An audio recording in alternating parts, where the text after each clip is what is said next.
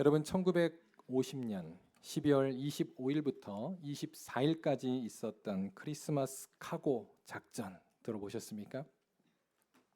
한번 보여주시죠. 네, 아마 기억이 나실 텐데요. 바로 우리 멋있게 생기신 선장이 레너드 라루라고 하는 선장입니다. 필라델피아 출신이고요. 그는 바로 1950년 12월 15일부터 24일까지 우리 조국의 흥남 부두에서 바로 피난민들 그리고 군인들 합쳐서 14,000명을 태우고, 사실 불법이었어요. 그런데 몰래 태우고 바로 거제도까지 그들을 피난시켰던 그러한 영웅이었습니다. 이제 우리 오른쪽에 보면 저렇게 많은 피난민들이 또 이렇게 타고 있지 않습니까? 그런데요, 여러분, 제가 조금 더 자세히 이렇게 살펴보니까 이 라루 선장은 이제 이 작전을 수행하고 1954년도 다시 미국으로 돌아왔더라고요.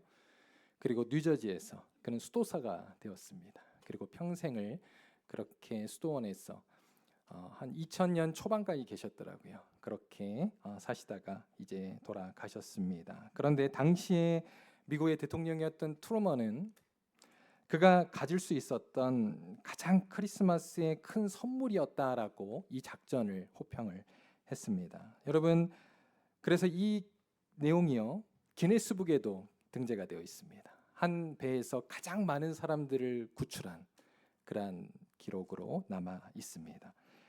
여러분, 이러한 정말 선장의 멋진 그러한 결단력으로 우리 민족의 많은 사람들을 구출한 그러한 여러분 기적적인 사건.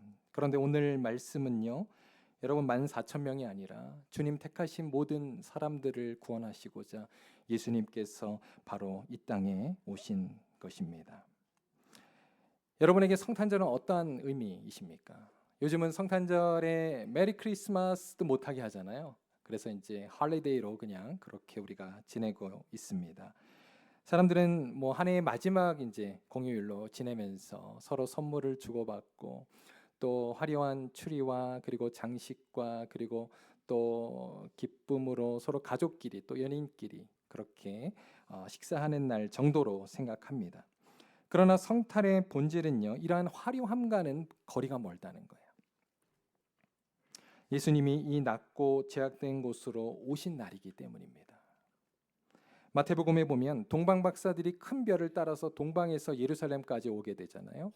그러다가 큰 별을 보고 어디를 들어갑니까? 헤롯 왕궁에 들어가요.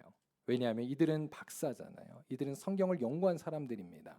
구약에 보면은 이제 만왕의 왕이신 예수님이 오실 것을 예언하고 있습니다. 그래서 그들은 왕을 맞으러 왕궁으로 간 거예요. 자연스럽습니다.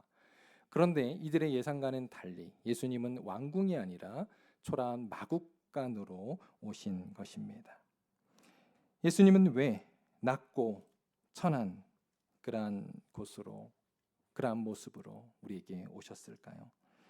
이것은 예수님의 오심이 곧 구약에 예언된 하나님 나라의 오심인데, 여러분, 이것은요 바로 하나님 나라의 가치와 본질이 무엇인지를 우리에게 보여주는 것입니다. 오늘 말씀의 본론으로 들어가기 전에 우리는 오늘 말씀의 제목과 같이 하나님 나라가 무엇인지를 우리가 먼저 잠깐 한번 살펴보고, 또 예수님의 오심과 하나님 나라는 도대체 무슨 상관이 있는가 제가 최대한 쉽게 우리 여러분에게 한번 좀 말씀드리기 원합니다. 여러분, 하나님 나라라고 하는 용어는요, 제가 지은 게 아니에요. 이거 신학자들이 지은 게 아닙니다. 성경에 나오는 용어입니다. 특별히 마가복음과 누가복음에 보면 하나님 나라라는 표현이 굉장히 많이 쓰였어요. 여러분 나중에 한번 자세히 한번 읽어보시기 바랍니다. 그런데 마태복음에 보면요, 이제 공간복음이잖아요. 마태, 마가, 누가복음. 그런데 마태복음에 보면 하나님 나라라는 용어 대신에 천국이 쓰인 거예요. 천국. 그래서 우리가 천국을 이야기하는 겁니다. 그런데 여러분, 우리가 천국하면 어떤 느낌이 드십니까? 천국은 그죠? 훗날에 미래에 이루어질 나라이고 또 저 멀리 저 하늘나라에 있는 것으로만 우리가 생각한다는 거예요. 그래서 우리가 하나님 나라에 대한 개념이 사실은 없습니다. 그런데 여러분, 마가복음과 누가복음의 말씀에 보면요, 하나님 나라는 저 하늘에서 훗날 완성될 그 나라로만 이야기하고 있는 것이 아니라 현재 바로 이 땅에 하나님의 다스림과 통치가 있는 곳에 이루어진 것, 그것이 바로 하나님의 나라라고 하는 것입니다. 자, 우리가 말씀 하나 찾아볼게요.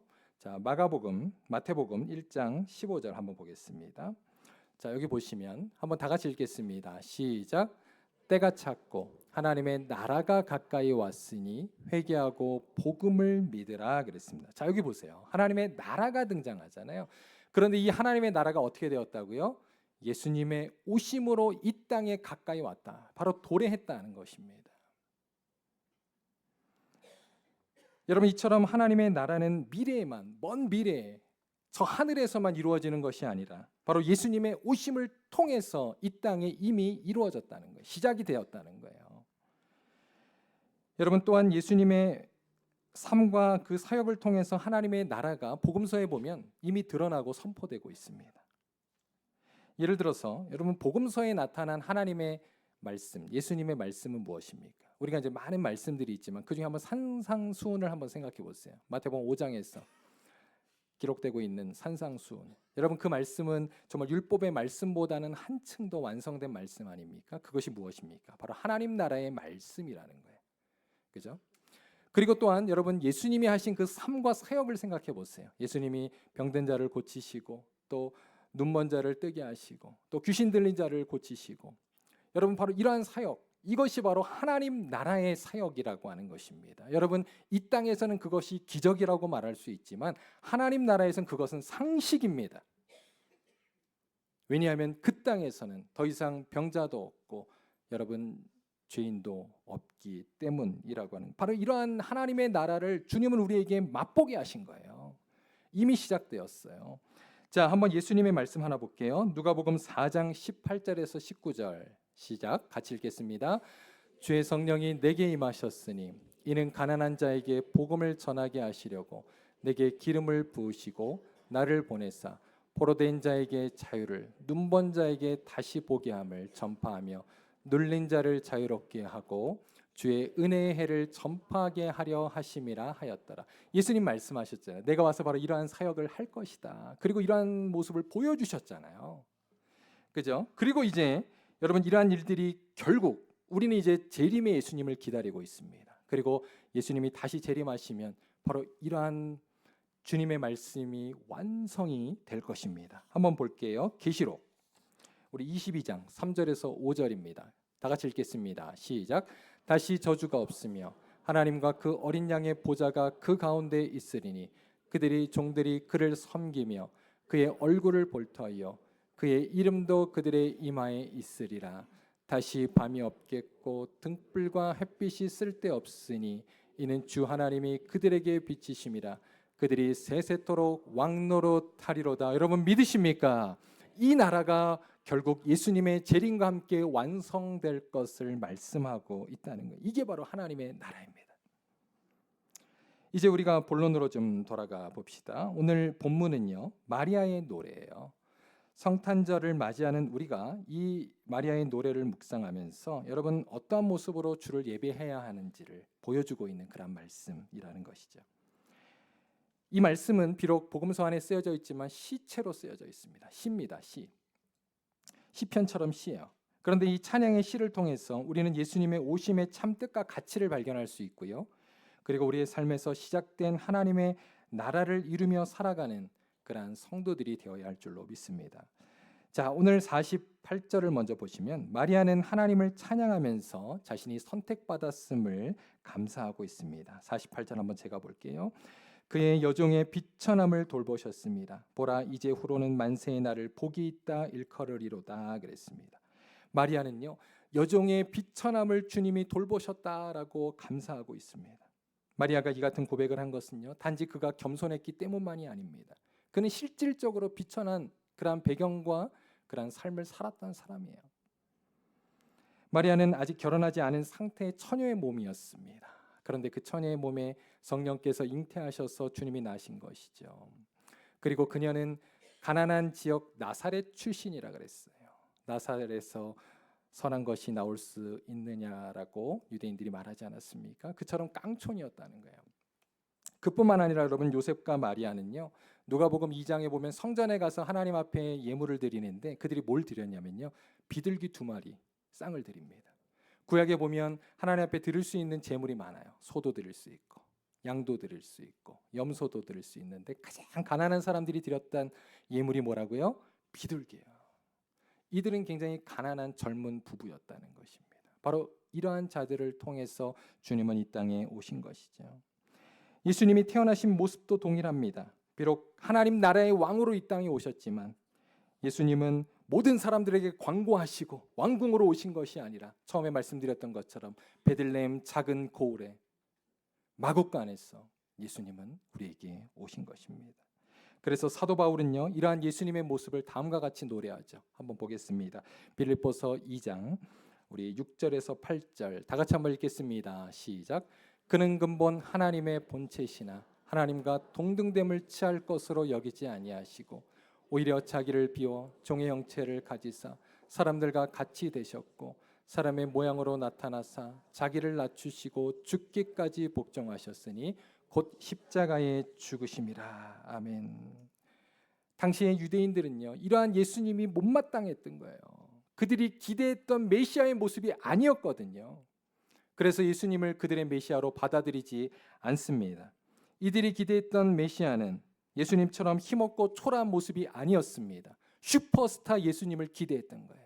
그래서 로마의 정권에서부터 자신들을 해방시켜 주시고 그리고 그들을 바로 민족 중의 민족으로 이스라엘을 세워주실 것을 기대했던 것입니다. 여러분, 뮤지컬 슈퍼스타 예수 그리스도 아십니까? 아주 예전의 뮤지컬인데요. 이 뮤지컬에서는요, 예수님을 1세기 유대 사회에서 혁신적이고 그리고 대중의 인기를 얻는 그러한 슈퍼스타, 영적인 리더로서의 예수님의 모습을 그리고 있습니다. 바로 유대교의 관점에서 보면 그들은 이러한 메시아를 원했다는 거예요. 그러나 1세기에 오신 예수님은 이러한 그들의 조건에 전혀 충족이 되지 않는 예수님이었던 것입니다. 그래서 예수님을 버렸습니다. 예수님을 십자가에 못 박았습니다. 그리고 어리석게도 그들은요, 지금도 자신들만의 메시아를 기다리고 있는 것이죠. 여러분, 그런 의미에서 우리는 성탄의 주일을 맞아 여러분 한번 곰곰이 우리가 묵상하기 원합니다. 과연 우리가 기대하는 그러한 주님의 모습은 무엇인가? 한번 이 시간 여러분 한번 성찰해 보시기를 바랍니다. 우리도 유대인들처럼 그러한 슈퍼스타 예수님, 슈퍼스타 주님을 여러분 기대하고 있지 않습니까? 그래서 나의 일을 성공시켜 주시고 나를 건강하게 해주시고 나에게 모든 것들이 만사 형통케 하시는 그 주님을 기대하고 여러분 주님께 나아가고 있지 않습니까? 그러나 우리 주님은 겸손하고 낮은 자의 모습으로 우리에게 오셨습니다. 그리고 그 길을 따라오라고 지금 우리에게 초청하고 계십니다. 하나님은 이러한 힘과 권력의 세상의 방식이 아니라 겸손과 낮아짐의 방식을 통해서 지금도 하나님의 나라를 계속해서 이루어가고 계신 줄로 믿습니다.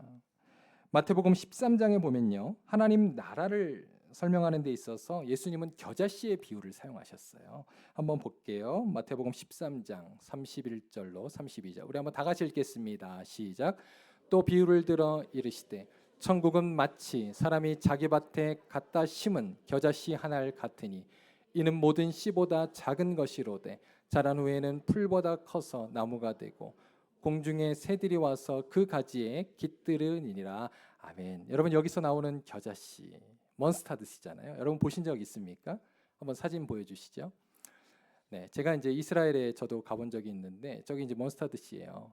근데 저기 이제 우리 참깨보다 작습니다. 굉장히 작아요. 저도 이제 기념품 집에서 팔더라고요. 그래서 이제 이렇게 뭉치를 사왔는데 이렇게 여러 이사를 다니면서 지금 어디 있는지 모르겠어요. 아이들이 밥을 비벼 먹었는지 하여튼 모르겠는데 네, 아무튼 없습니다. 지금 없는데 여러분 저 작은 씨가요, 저 오른쪽에 보이는 저렇게 큰 겨자나무로 바뀐다는 거예요. 놀랍지 않습니까? 이것을 예수님께서는 지금 비유로 말씀하고 있는 것입니다.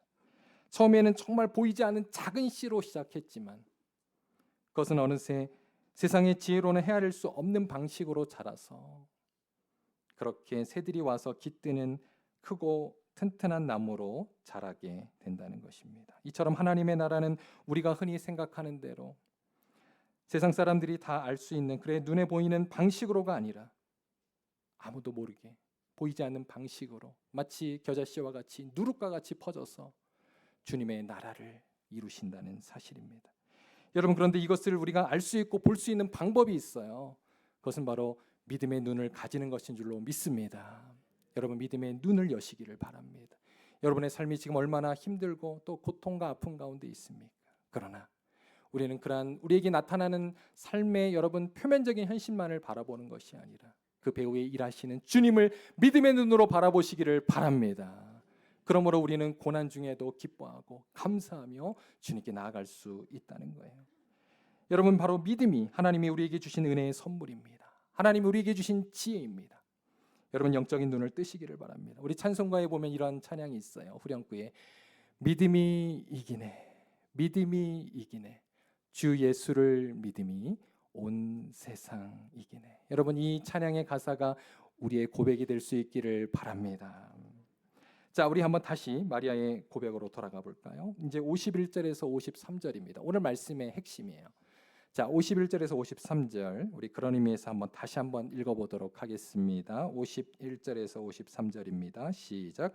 그의 팔로 힘을 보이사 마음의 생각이 교만한 자를 흩으셨고 권세 있는 자를 그 위에서 내리치셨으며 비천한 자를 높이셨고 줄이는 자를 좋은 것으로 배부리셨으며 부자는 빈손으로 보내셨도다. 아멘. 여러분, 이것은 굉장히 역설적인 말씀입니다. 왜냐하면 우리가 처음에 예수님은 정말 작고 초라한 모습으로 우리에게 오셨다 그랬는데 마치 겉으로 볼 때는 옷을 입었을 때는 마르고 그죠?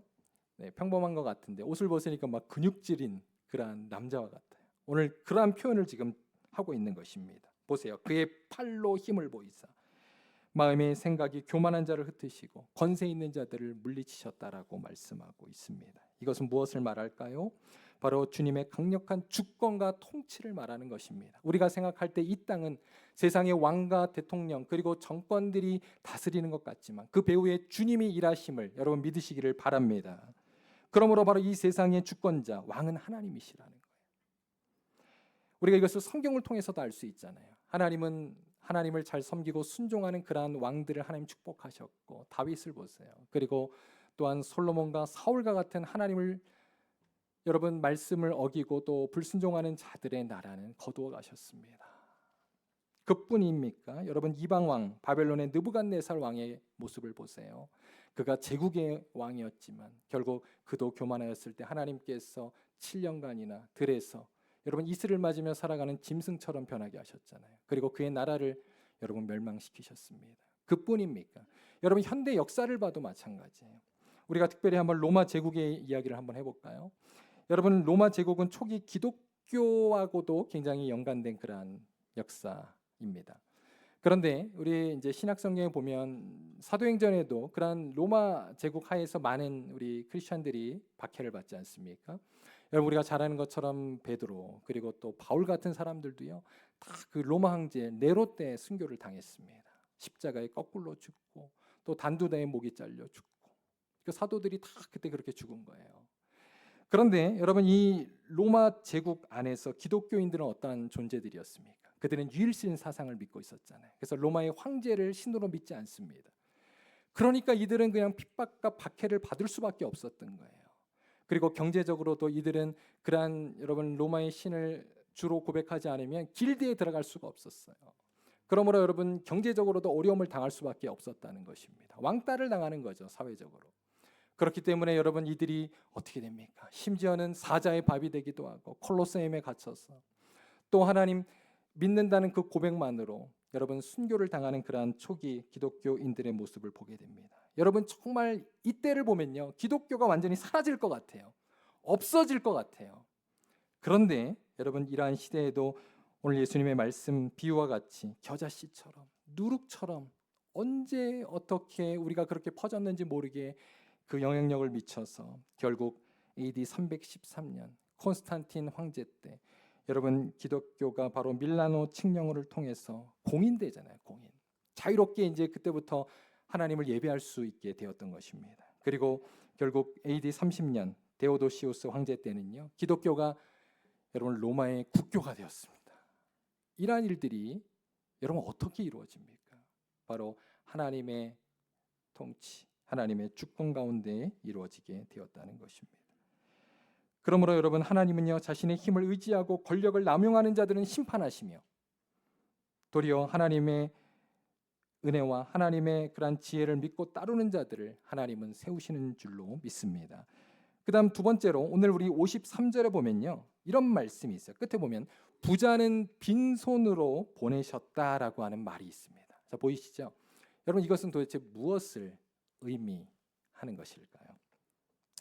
얼마 전에 여러분 2024년도 노벨상 수상이 있었습니다. 아시죠? 그래서 우리 대한민국의 또 자랑스러운 한강 씨가 노벨 문학상을 받기도 했죠. 그런데 여러분, 한번 제가 퀴즈 내볼게요. 노벨 화학상 누가 받은지 아세요? 네, 잘 모르시는가요? 네, 별로 관심이 없으시죠? 근데 여러분, 이번에 노벨 화학상을 받은 분들이요 3명의 공동 수상자가 나왔습니다.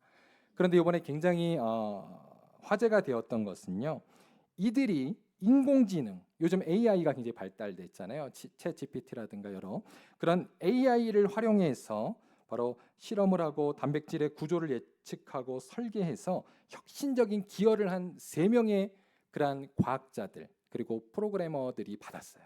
그래서 굉장히 화제가 된 겁니다. 여러분 아시잖아요. 우리가 몇 년 전에 이세돌 구단이 알파고와 그렇게 또 바둑 대전이 있었잖아요. 이세돌 구단은 전 세계 바둑 1위입니다. 그런데 5번 중에 어떻게 됐어요? 1승만 거뒀어요. 4번을 집니다. 이제 AI가 인간을 승리해 버린 거예요. 그런데 여러분, 이 사건이 또 중요한 것은 바로 노벨 화학상까지 지금 AI가 지금 들어간 거예요. 그런데 여러분, 이 3명의 수상자들은요, 한 명만 미국 지금 워싱턴 대학교의 현직 과학 교수님이시고요, 2명은 바로 프로그래머들이에요. 우리가 잘 아는 영국 구글 딥마인드의 연구자들입니다. 바로 이 알파고도 여기거든, 똑같은 회사입니다. 그런데 이들은요 단백질의 3차원 구조를 예측하는 AI 모델인 알파폴드 2를 개발했습니다. 즉, 이 모델로 단백질의 복잡한 3차원 구조를 이제 정확하게 예측해서 우리 몸에 약 2억 개의 단백질 구조를 밝혀냈습니다. 이걸 순식간에 해버리는 거예요, AI가. AI의 잠재력이 이제 노벨상까지 받게 된 것입니다. 여러분, 이러한 혁신적인 연구가 여러분 우리가 긍정적인 면만 생각한다면 이제는 앞으로 정말 의료와 과학에 엄청난 발전을 가져다 줄 겁니다. 그래서 일부 과학자들은 이제 우리의 수명이 더 늘어날 것이라고 이야기를 하고 있습니다. 아마 성경 시대로 돌아갈 것 같아요. 그런데 여러분, 사실 이러한 생각들을 해보면 이제 이러한 수명 연장이라는 것이 어떻게 보면 이제 신약이 더 빨리 개발이 됐고, 그죠? 그러면서 이제 이것들이 이제 혜택을 또 받게 될 것인데, 여러분 한번 곰곰이 생각해 보세요. 누가 가장 먼저 이러한 혜택을 받게 될까요?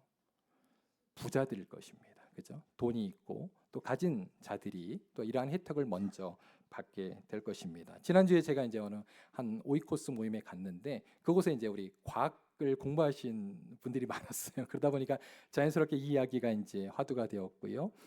어느 이제 우리 또 성도님 얘기를 하시는데 정말 지금 뭐 부자들은요 1년에 그 건강 체크를 위해서 몇십억을 개인을 위해서 쓴대요.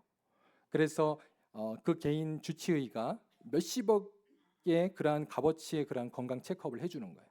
그러니까 뭐 정말 불멸하도록 그렇게 인간을 옆에서 도와주는 거죠. 그죠? 그런데 그 옆에서 다른 우리 성도님이 그런 얘기를 했어요. 그래도 필요 없어. 어차피 그 사람은 교통사고 날 거야. 이러시더라고요. 그러니까 결국 우리가 아무리 이 땅에서 과학과 의학이 발달해도 우리의 생명은 알 수 없다는 거예요. 그런데 이제 우리 성경으로 한번 다시 돌아가 봅시다. 성경을 돌아가 보면 부자를 어떻게 한다 그랬어요? 빈손으로 보내신다 그랬어요. 여러분, 이게 무슨 뜻일까요? 자, 여기서 빈손이라고 하는 것은 바로 영적인 빈곤을 말하는 것입니다. 즉 AI 기술과 의학과 많은 재물은 우리 인간의 삶을 더 편리하게 하고 윤택하게 할 것입니다. 그러나 여러분, 우리의 영혼의 갈증을 채우는 일은 결코 할 수 없다는 사실을 보여주는 거예요. 그것은 오직 주님만이 우리에게 주실 수 있는 은혜라고 하는 것이죠. 하나님 없이 자신의 능력과 재물만을 의지하며 사는 그러한 부자들은 결국 영적인 빈손으로 이 땅에서 살아가게 될 것이다. 그러나 여러분, 성경을 보십시오. 성경은요 그와 반대로 이야기하고 있어요. 우리가 볼 때는 육적으로는 반대로 빈손과 같은 자들인데 하나님은 그들의 손을 들어주고 계십니다. 우리 한번 말씀 하나 볼게요. 시편 8편 2절입니다. 시편 8편 2절. 다 같이 한번 읽겠습니다. 시작.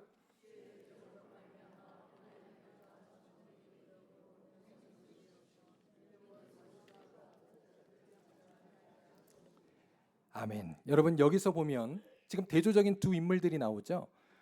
아이들과 어린 아이들과 젖먹이들이 나오고 또 그보다는 정말 힘센 대적, 원수들, 보복자들이 나와요. 근데 누가 이긴다고요?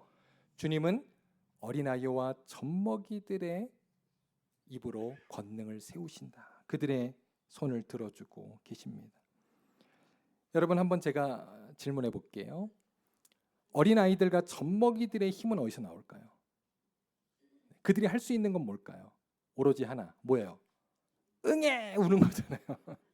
우리 다 경험하셨잖아요. 네, 우는 거예요, 우는 거. 더 힘들고 더 어려운 일이 있으면 어떻게 돼요? 더 크게 우는 거. 그거밖에 할 수 있는 게 없어요. 그런데 놀라운 건 뭔지 아세요? 그렇게 울면 누가 옵니까? 부모가 그를 찾아온다는 거예요. 엄마, 아빠가 그에게 와서 도움을 준다는 거예요. 지금 그걸 말씀해 주고 있는 거예요. 여러분 우리 하나님을 믿는 자들이 세상적으로 볼 때에는 정말 어린아이와 같고 또 젖먹이와 같을지라도 주님을 온전히 의지하고 기도하는 자들, 여러분 그들을 주님이 찾아오셔서 도우시고 우리를 책임져 주시는 줄로 믿습니다. 그러므로 여러분 세상에 가진 자들, 능력 있는 자들, 권세 있는 자들을 우리가 부러워할 것이 없다는 거예요. 바로 성경은 이러한 사실을 우리에게 가르쳐주고 있습니다. 자, 마지막으로 이제 54절에서 55절을 보면요, 마리아는 예수님의 오심이 우연이 아니라 바로 하나님의 언약의 성취임을 말씀해주고 있습니다. 54, 55절에 보면 마리아는 여기서 이렇게 노래해요. 예수님의 오심이 하나님께서 아브라함과 맺으신 언약이다 그랬습니다. 여러분 이것은 아브라함뿐만 아니라 다윗과 맺으신 언약이기도 해요. 그래서 마태복음 1장 1절, 이제 딱 구약의 말씀이 끝나고 신약을 시작하면서 신약의 처음 마태복음 1장 1절을 보면 이렇게 시작합니다. 한번 읽어보겠습니다. 시작. 아브라함과 다윗의 자손 예수 그리스도의 계보라. 하나님이 아브라함과 약속하셨고 다윗과 약속하셨던 그 예수 그리스도께서 드디어 등장하시는 것입니다.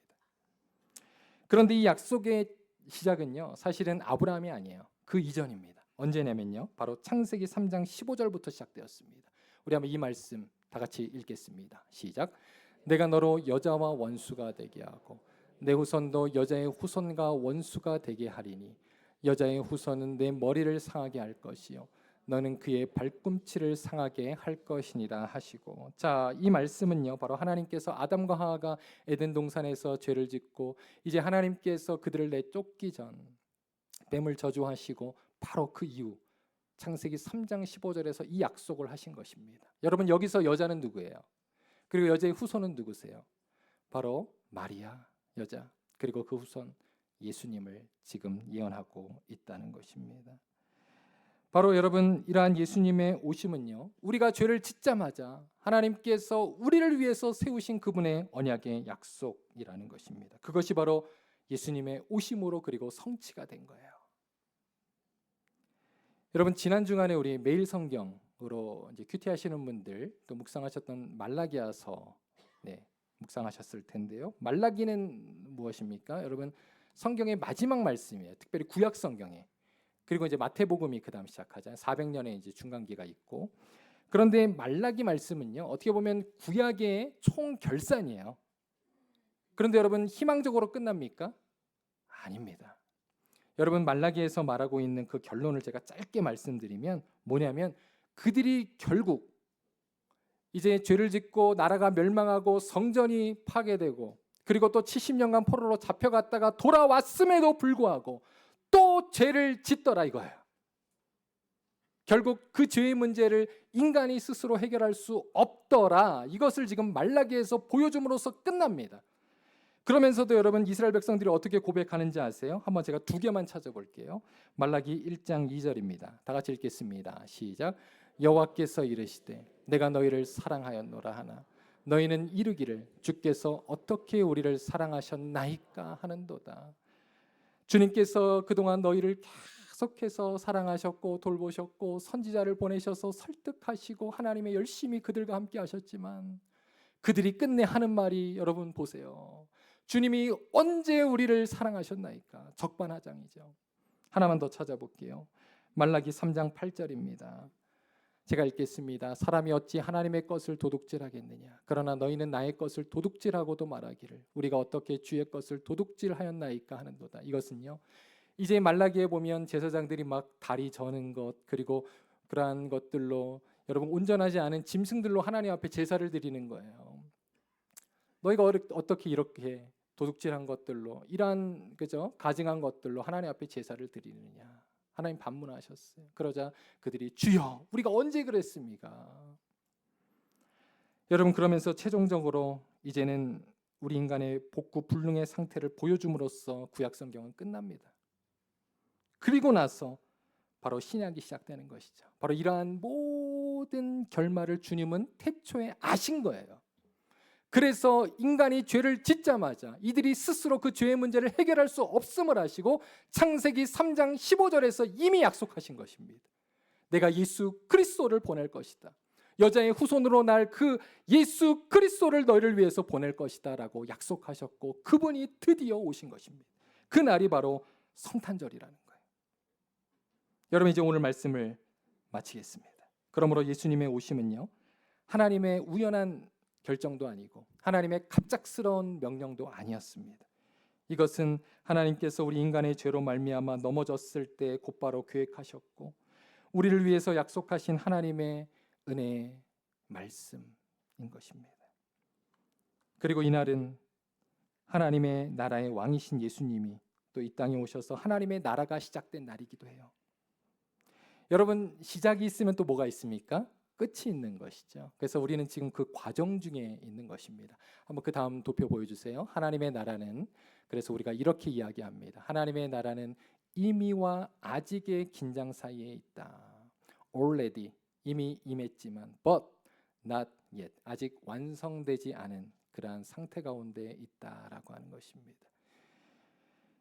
그렇다면 우리는 이러한 영적인 긴장의 시대 속에서 어떻게 살아가야 될까요? 짧게 두 가지만 말씀드리고 오늘 말씀을 정리합니다. 첫째로 우리는 하나님을 항상 예배하는 삶을 살아야 한답니다. 여러분 오늘 마리아의 고백은요 우리의 고백이 되어야 돼요. 아무것도 아닌 비천하고 연약한 그러한 나를 무조건적인 하나님의 은혜로 구원해 주셨고 살려주신 그날 우리를 주님의 자녀로 삼아주신 그 날임을 여러분 감사하고 찬양하시기를 바랍니다. 여러분 우리가 이제 성탄절은 대림절이라고 그러고 또 여러분 부활절 바로 그 전에는 이제 사순절 들어보셨죠? 렌트. 근데 아마 다른 교회에서 오신 분들 중에 우리 교회는 왜 그런 대림절 사순절을 안 하는가 좀 의아하신 분들이 계실 제가 한번 설명해 드리겠습니다. 저희 PCA 같은 우리 개혁 교회는요 그거를 따로 지키지 않습니다. 왜 그럴까요? 바로 예수님의 그러한 오심과 죽으심과 부활이 특정한 그 기간에만 하는 것이 아니라 우리의 매주가 우리의 매일이 바로 예수님의 오심과 죽으심과 부활을 예배하고 찬양하는 날이기 때문입니다. 여러분 아멘입니까? 그러므로 우리의 삶 속에서 날마다 하나님을 예배하는 우리 모든 성도님들 되시기를 바랍니다. 날마다 그 예수 그리스도의 오심과 십자가와 부활을 여러분 믿고 주님을 찬양하며 살아가시기를 바랍니다. 그 다음 두 번째로 이 땅에서 우리는 하나님의 통치를 따라 살아가야 한다는 거예요. 여러분 우리는 두 가지 시민권이 있는 거 아시죠? 하나는 우리가 이 땅의 시민권이 있습니다. 한국 시민으로서 또 미국 시민으로서의 그런 시티즌십이 있고요. 또 하나는 바울의 말과 같이 우리는 하늘나라의 백성입니다. 여러분 아멘입니까? 그런데 여러분 그 둘 중에 둘 다를 우리는 잘 지켜야 돼요. 예수님도 그랬잖아요. 그렇게 말씀하셨어요. 그런데 여러분 우리는 이 땅에서 질서를 잘 지키고 법을 지키며 살아가야 됩니다. 그런데 때로는 여러분 이 땅과 하나님의 나라가 충돌할 때가 있다는 거예요. 그때는 우리는 어디에 우선순위를 두어야 할까요? 바로 하나님의 나라라고 하는 것입니다. 여러분 예수님은요 우리에게 이제 하늘로 승천하시면서 이렇게 말씀하셨어요. 너희가 이 땅에서 하나님 나라의 증인이 되거라 말씀하셨습니다. 또 우리는 이렇게 기도할 것을 가르쳐 주셨습니다. 너희는 하나님 나라의 뜻이 하나님의 하늘에서 이루어진 것 같이 이 땅에서도 이루어지도록 기도하거라. 또 그 뜻을 이루며 우리가 살아갈 것을 주님은 말씀하셨습니다. 그리고 또 하나님이 우리에게 가르쳐 주신 뜻 중에 하나는 바로 이것입니다. 우리가 이 땅에서 믿음과 소망과 사랑을 실천하며 살아가는 것입니다. 이것이 바로 하나님 나라의 가치관입니다. 그러므로 우리는 믿음으로 하나님 나라의 현재적 실제를 여러분 붙들고, 그리고 또 소망으로 그 미래에 완성되실 하나님의 나라를 기대하며, 또 사랑으로 이 긴장의 시대 가운데 하나님 나라의 증인으로 살아가시는 저와 여러분의 믿음의 삶 되실 수 있기를 바랍니다.